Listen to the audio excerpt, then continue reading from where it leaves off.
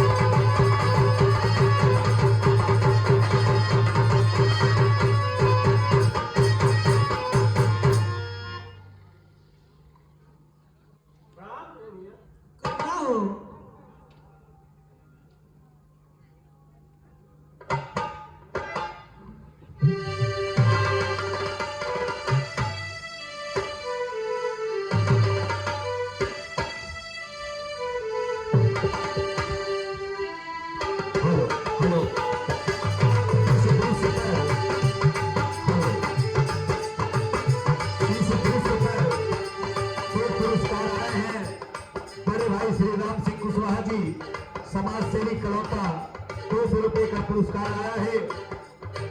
दूसरा पुरस्कार हम लोगों के सहयोगी साथी श्री पप्पू यादव जी मास्टर साहब छावनी राय की तरफ से 500 रुपए का पुरस्कार आया है। एक और पुरस्कार आया है राजू कुशवाहा आधा चक्की पांडेपुर छावनी राय गाजीपुर की तरफ से 200 रुपए का पुरस्कार आया है। हम समिति की तरफ से आपका बहुत बहुत आभार प्रकट करते हैं। देखिए हमारे आगे किसी बहुत बहुत धन्यवाद।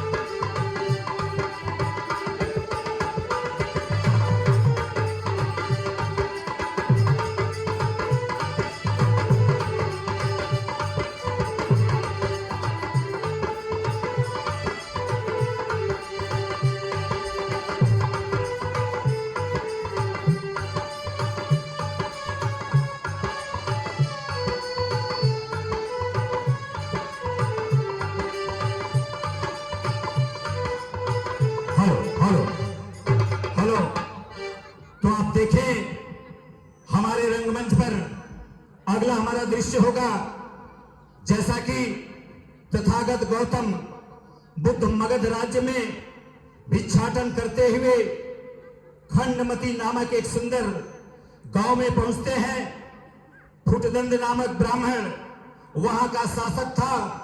वो वैदिक धर्म विधि से पशु बलि यज्ञ हवन किया करता था ताकि सुख शांति समृद्धि प्राप्त किया जा सके। तथागत उसी गांव में पहुंचते हैं। कुदरन अपने साथियों के साथ यज्ञ कर रहा है और पशु बलि देने की तैयारी कर रहा है। यह दृश्य आप देखें हमारे रंगीन रंगमंच पर। धन्यवाद।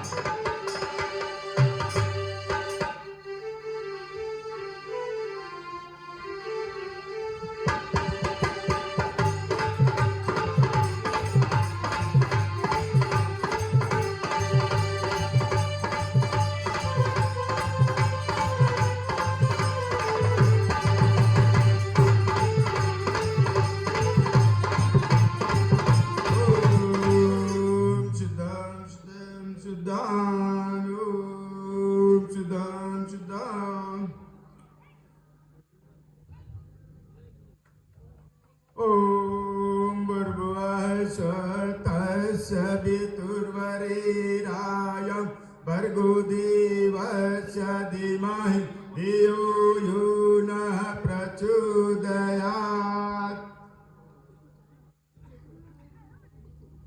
ओम ह्रीं क्लीं क्लां विच्चे काली चामुंडाय नमः स्वाहा।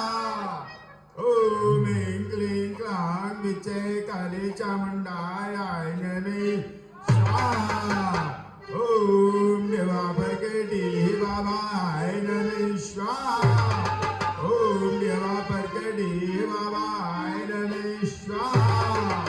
ओम बसवरिया के चुड़ैलिया आय रे स्वाहा। ओम बसवरिया के चुड़ैलिया आय रे स्वाहा। ओम पकड़िया पर के गढ़ बाबा आय रे स्वाहा। ओम पकड़िया पर के गढ़ बाबा आय रे स्वाहा।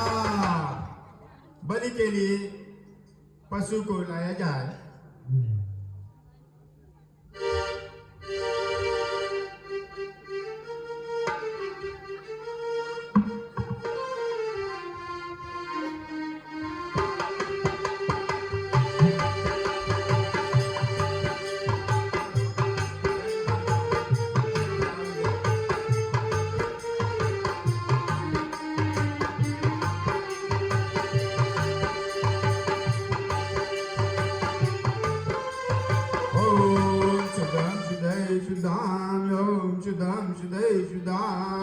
टीकाकरण किया जाए।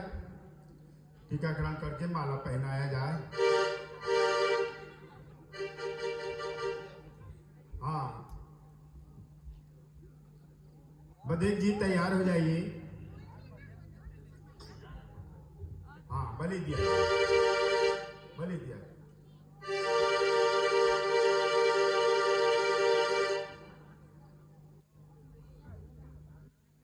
चलो ठीक है, चलिए।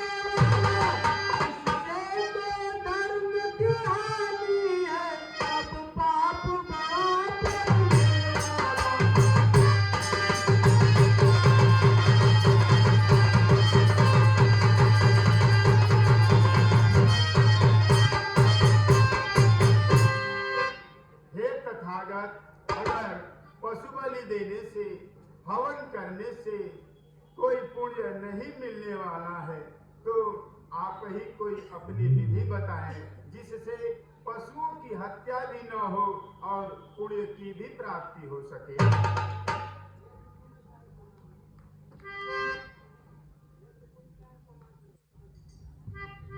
यज्ञ कुंड काल को मान लो, धन भरत गोधार, नहीं मन यजमान है, यज्ञ करता भी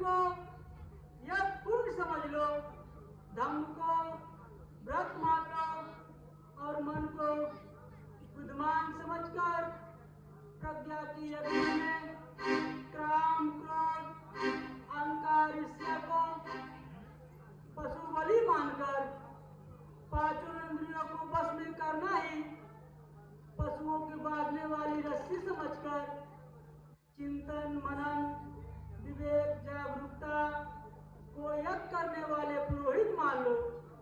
शौर्य, धर्म, सम, सत्य को यज्ञ करने वाले सहायक समझकर विसुख वैराग्य की बलवान बाधित समझकर जो कर्म करोगे वही विलक्षण विधि होगी।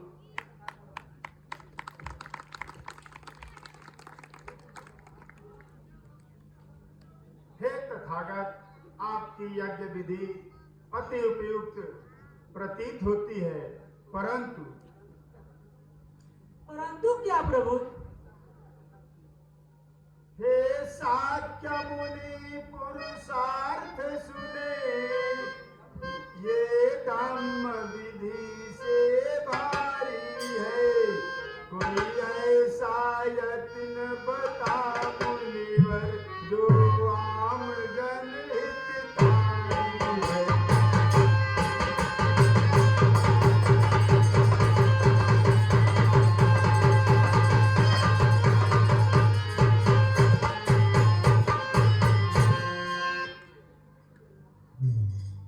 सिंधु सीप नहीं आ सकती,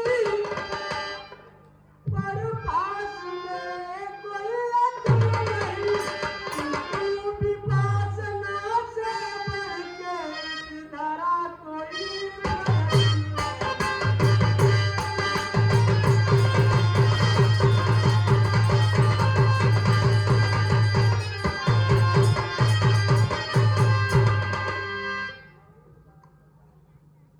मैं एक उपाय बतलाता हूँ।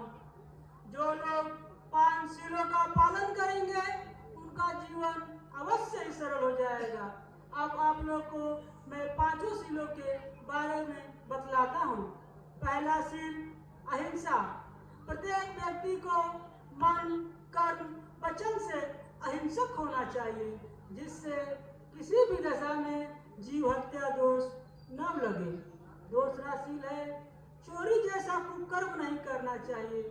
तीसरा शील है प्रत्येक व्यक्ति को, चाहे वो स्त्री हो या पुरुष, किसी पराये स्त्री पुरुष के साथ संबंध नहीं बनाना चाहिए।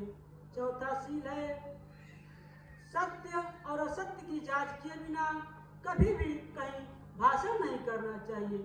पांचवा शील है चित्त को उन्नत करने वाली चीजें जैसे भांग, शराब, मदिरा, इसका सेवन कभी भी नहीं करना चाहिए। जो लोग इस पांच शीलों का पालन करेंगे उनका जीवन अवश्य ही सुखमय हो जाएगा।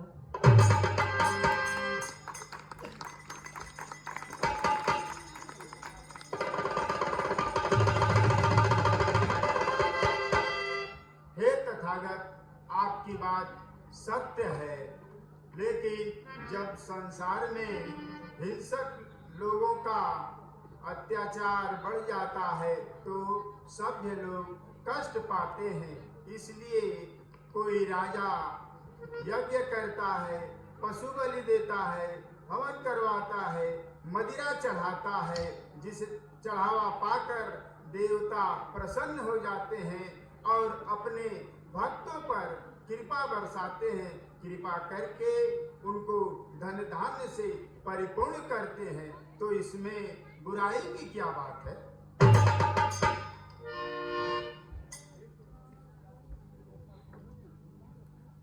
हे कुर्दन, क्या आपने कभी किसी देवता को चढ़ाए हुए मांस मदिरा खाते पीते देखा है? नहीं गौतम, मैंने ऐसा करते हुए कभी नहीं देखा है। तब आप बतलाओ, जब आपने देखा ही नहीं तो ऐसे कल्पित देवता को क्यों मानते हो? अगर ये देवता है भी तो क्या किसी के चढ़ाए हुए मांस मदिरा से ही अपना पेट भरता है? अगर ऐसे कमजोर देवता को आप मानोगे तो आपको क्या फायदा होगा? दूसरी बात यह है कि इस संसार में सारा दुखमय है। इस दुख का कारण भी स्वयं मनुष्य ही है और इसका निवारण भी स्वयं मनुष्य है। अगर आप पंचशील और तीसरा का अनुसरण करते हुए अष्टांगिक मार्ग का पालन करें तो आपका जीवन अवश्य ही सरल हो जाएगा।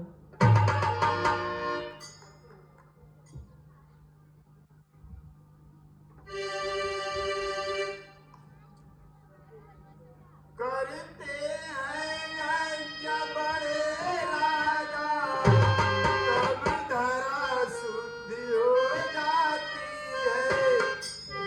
एक के कारण ही कोष वृद्धि हो जाती है।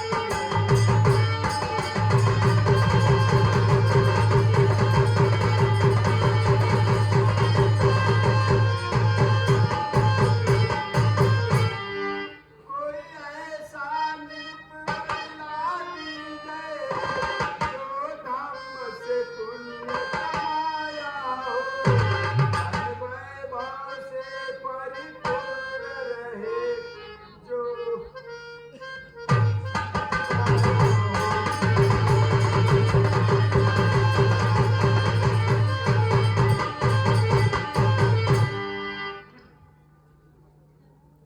हे गुरुदेव, मैं आपको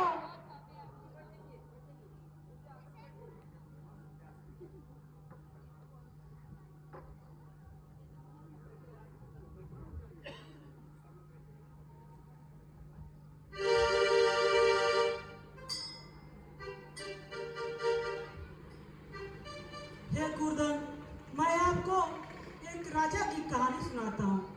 सिंधु देश का एक राजा था। वो अपनी महत्वाकांक्षा से पूरे विश्व में चक्रवर्ती सम्राट बन गया। उसके पास अथाह धन संपत्ति थी, फिर भी उसके दिल में एक मलाल हमेशा सूझती थी। जानते हैं क्या? क्योंकि उसके राज्य में आए दिन चोरी, हत्या, बलात्कार आदि उपक्रम होते रहते थे। उससे परेशान होकर इसका समाधान के लिए अपने मंत्रियों को पास बुलाया और इसका निवारण पूछा। कई मंत्रियों ने कहा, महाराज क्यों न हम लोग भी विभिन्न प्रकार के पशुओं की हत्या दें और पशु बलि अगर चाहें, घड़ा भर भर कर मदिरा शराब चढ़ाएं, इससे देवता प्रसन्न हो जाएगा और हमारे राज्य में खुशहाली हो जाएगी। तब उसका प्रधान सेनापति बोलता है, हे महाराज, क्या कभी कीचड़ से कीचड़ को धोया जा सकता है? नहीं नहीं। तो पशुओं की निर्मम हत्या करके चोरी व्यभिचारता कैसे रोकी जा सकती है? इसके समाधान के लिए हम लोगों को उचित प्रबंध करना पड़ेगा। जैसे भूखे को रोटी देनी होगी, किसानों को हल देने होंगे, उत्तम प्रकार के बीज देने होंगे, शिल्पियों को उचित प्रबंधन देना होगा और जिनको कुछ नहीं आता उनकी योग्यता अनुसार उन्हें शिक्षित करके रोजगार देना होगा। जब सभी लोग आत्मसंपन्न हो जाएंगे तो जानते हैं उस राज्य की एक दिन सारी व्यवस्थाएं बदल गई और सभी लोग खुशहाल हो गए।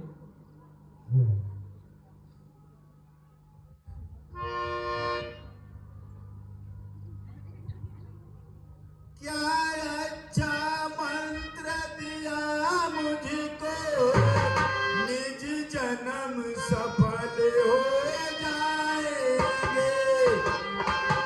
पंचशील को कर धारण जीवन में मुक्ति पाएंगे।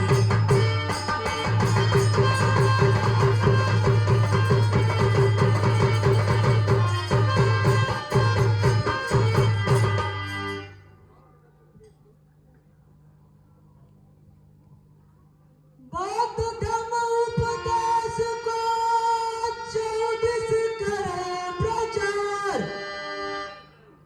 जीवन सरल हो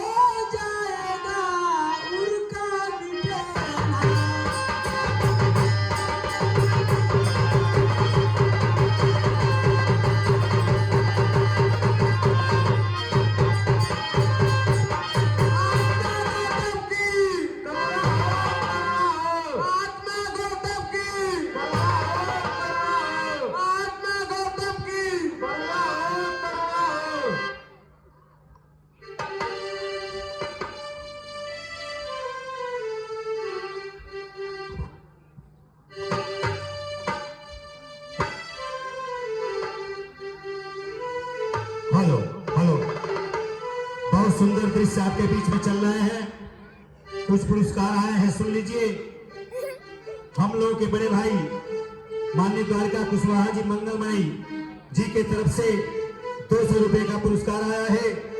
साथी श्रीमती शकुंतला कुशवाहा जी, क्षेत्र पंचायत सदस्य सदर गाजीपुर मंगलमणि, पत्नी बड़े भाई गोपाल सिंह कुशवाहा जी, जो इस गौ सुरक्षा समिति को काफी अपना सहयोग दे रहे हैं। 100 रुपए का पुरस्कार आया है। आज की आरती में मैं बता दूं, कुल 1222 रुपए प्राप्त हुए हैं, जिसमें सम्राट ढाबा के मालिक साहब, हम लोग के बड़े भाई गार्जियन माननीय रामनवर कुशवाहा जी के द्वारा सहयोग राशि में गौ सुरक्षा समिति को 2000 रुपए पहले दिए गए थे और आज आरती में खुद अपने कर कमलों से 500 रुपए का आरती सहयोग किया है। हम सभी सम्मानित अतिथियों का गौ सुरक्षा समिति की तरफ से हार्दिक अभिनंदन वंदन स्वागत करते हैं। बहुत बहुत धन्यवाद। देखिए हमारा अगला सीन देखें।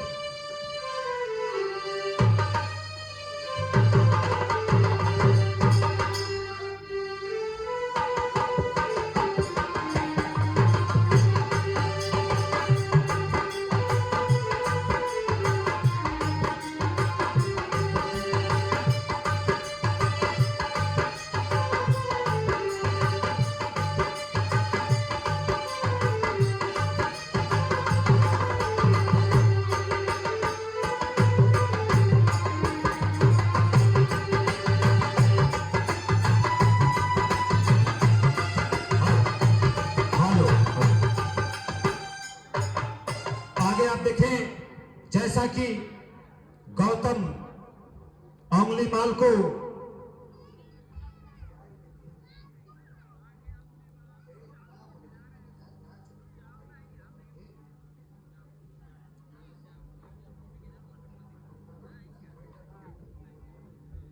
महाराज सुदोलन अपने दरबार में अधीर पड़े हुए सभी दरबारी गण चिंतित हैं। महाराज को पुत्र गौतम को देखने के लिए लालायित हैं। तो आप देखें महाराज सुदोधन का दरबार।